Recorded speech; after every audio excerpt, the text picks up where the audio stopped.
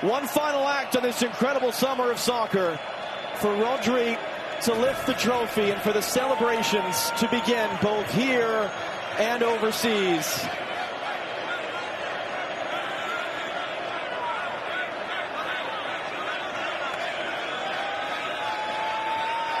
And when Rodri's ready, here we go.